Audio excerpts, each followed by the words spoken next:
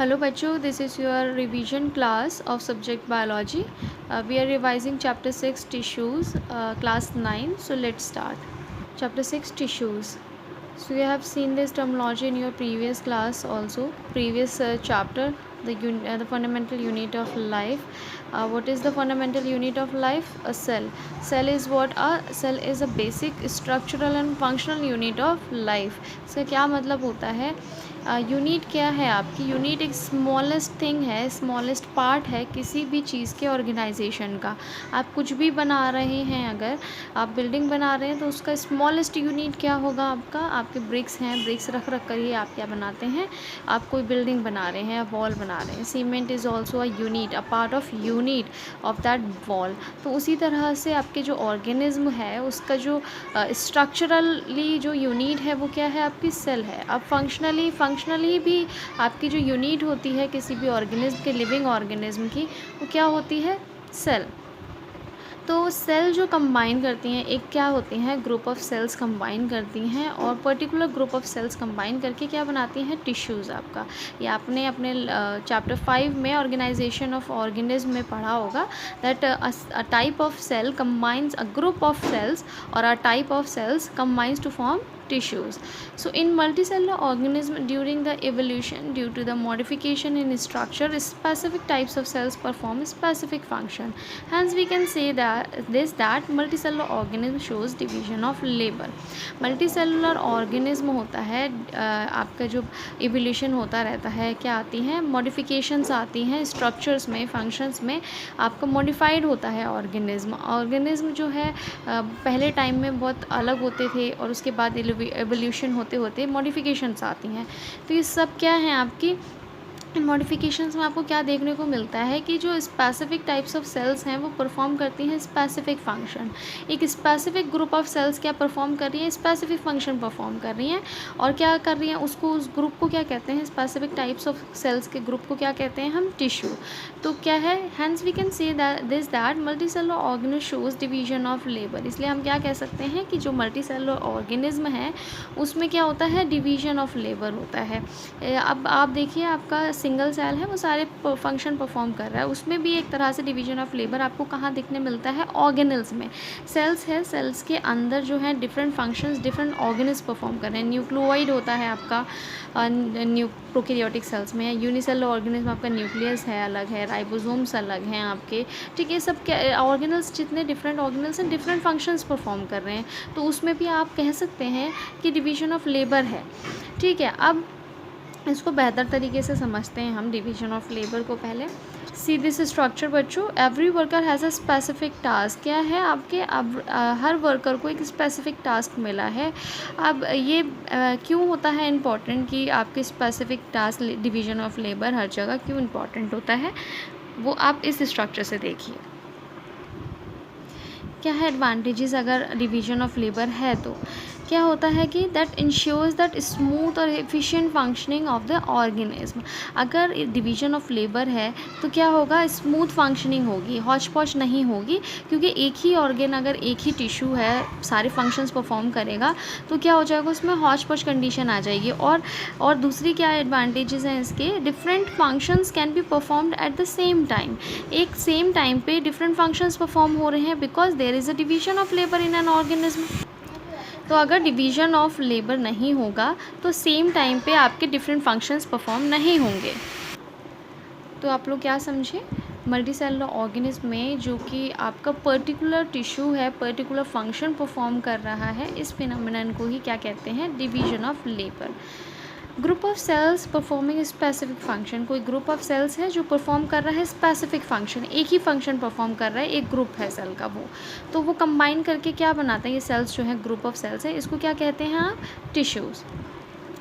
Group of cells combine to form tissue. Tissue perform specific function.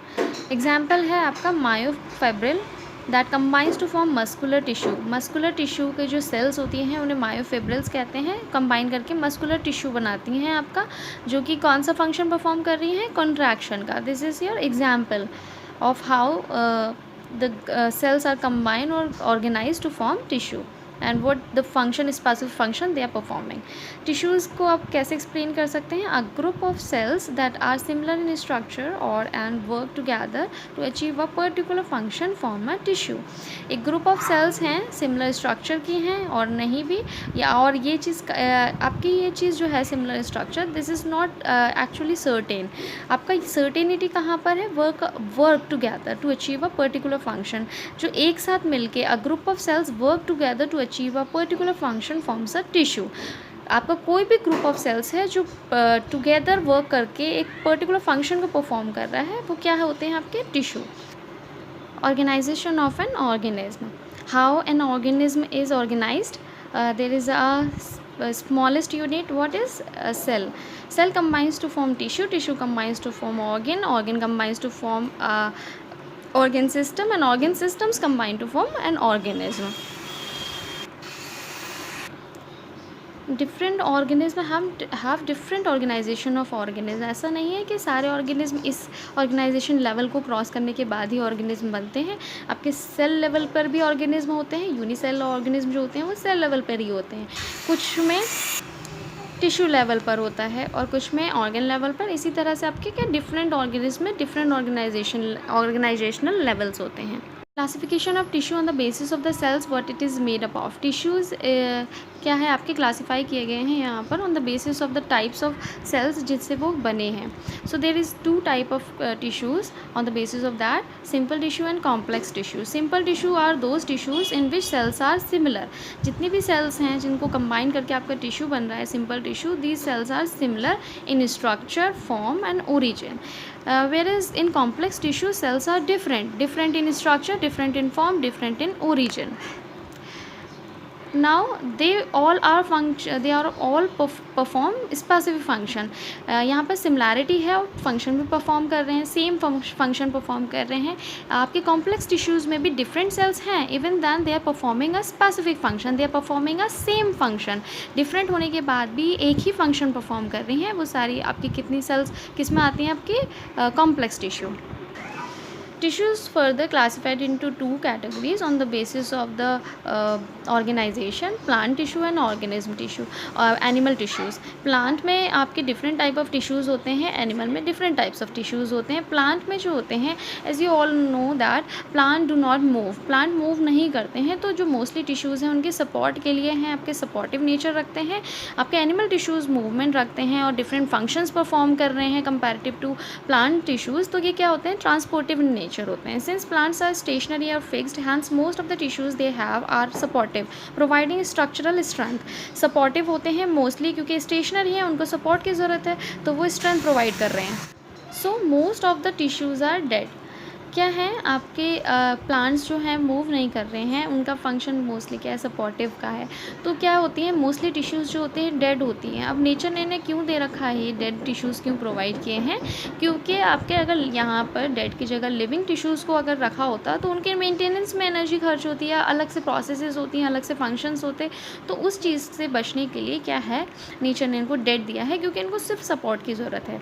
Hence दूसरी तरफ क्या है आपके since animal move in search of food, mate, shelter, move करना पड़ता है एनिमल को place to place in search of food, mate और shelter, they require more energy, उनको चाहिए मोर एनर्जी। तो इनकी जो मोस्ट ऑफ द टिश्यूज़ क्या होती हैं? लिविंग होती हैं। आपकी मोस्ट ऑफ द टिश्यूज़ आपके एनिमल सेल में क्या है? लिविंग है। मोस्ट ऑफ द टिश्यूज़ आपके प्लांट सेल में डेड हैं।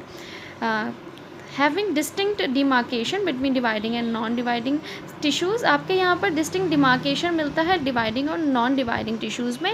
आपके एनिमल टिश्यूज़ में there is no distinct demarcation नहीं है डिस्टिंक्ट कि ये वाला रीजन जो है डिवाइड करेगा, ये वाला नहीं करेगा।